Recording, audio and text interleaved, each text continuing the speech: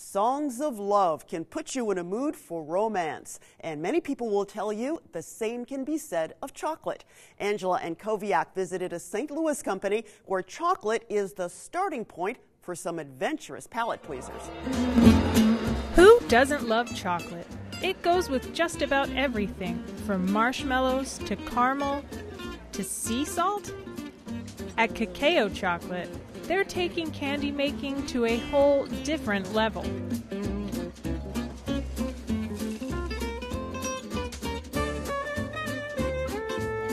This local favorite recently opened a second location in the Maplewood neighborhood. And customers were given the chance to channel their inner Willy Wonka using some very uncandy bar ingredients. I really like the dark chocolate bark with the sea salt. It's really delicious, and the sweet and salty go really well together. It's an unconventional approach led by a very unlikely Candyman. I had never done anything with chocolate before other than bake cookies and brownies and things like that. Owner Brian Pelletier was looking for a change. Want some hot chocolate? I had been working in business marketing for about 20 years, and I really felt like I had done all of the things that I wanted to do there. I wanted to do something different. I didn't know exactly what, though. And what was the one thing that could lure him away from a successful career? You're going to put on it yet? Well, chocolate, of course. I knew that I wanted to make something with my hands. That was really important to me. I really wasn't sure at that point and was looking at a bunch of different things, and then a friend told me that she had some chocolate equipment in her basement that she was selling it. And I knew right then that that was what I wanted to do.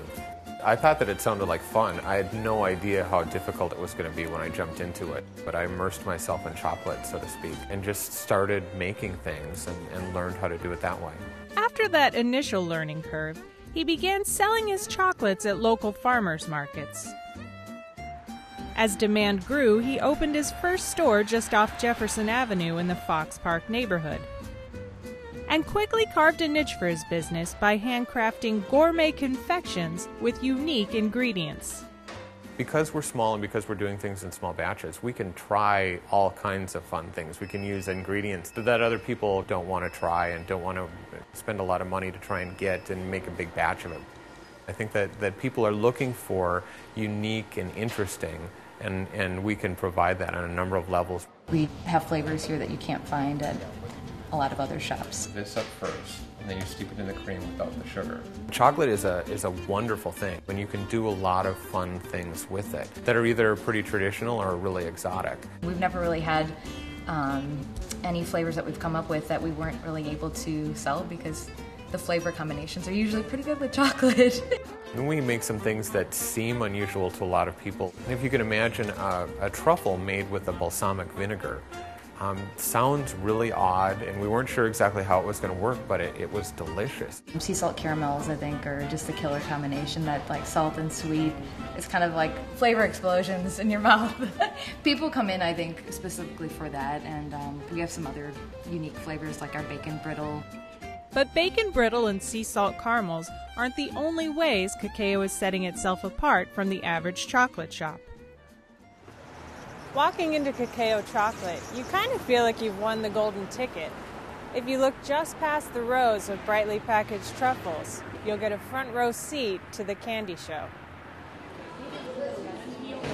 We're making confections and we're making all kinds of candies and chocolates, but it isn't some mysterious process with the big Lucille ball machines in a back room someplace that are just cranking out thousands of chocolates an hour. It's a place where people can come in and actually see it being made. And I think that people really respond well to that. And if you're lucky enough, you might get the chance to lick the spatula. I mean, we always have something that we're working on here, so people come in and they can always sample something. I would imagine that brings in a lot of repeat customers then. Well, everybody wants to know when the marshmallows are going to be done. Like Pelletier, the majority of the Kakao staff had no prior experience in candy making.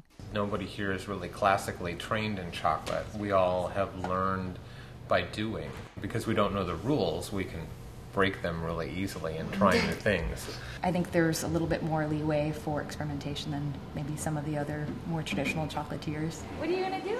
And while staff members like Jenny Bazzetta may lack formal training, Their passion for chocolate is evident. Over the holidays, I had a Rolo, and about mid-chew, I had to spit it out because I just can't eat it anymore.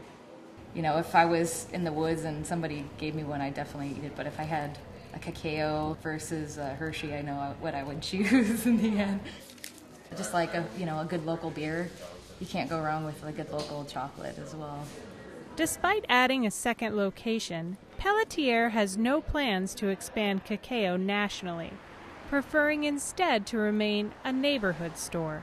I think that the value that we give customers is that closeness and that localness and being able to come in and pick it up. Finding a local, all-natural, and then an artisanal chocolatier it's just really hard to come by. People who live in the neighborhood really are excited to have more stores like that because a lot of mom and pop shops are kind of disappearing. You know, we love what we're doing here. We're making confections and we're making all kinds of candies and chocolates, but when people come in here, they leave happier. And it's really fulfilling for us to make people happy like that.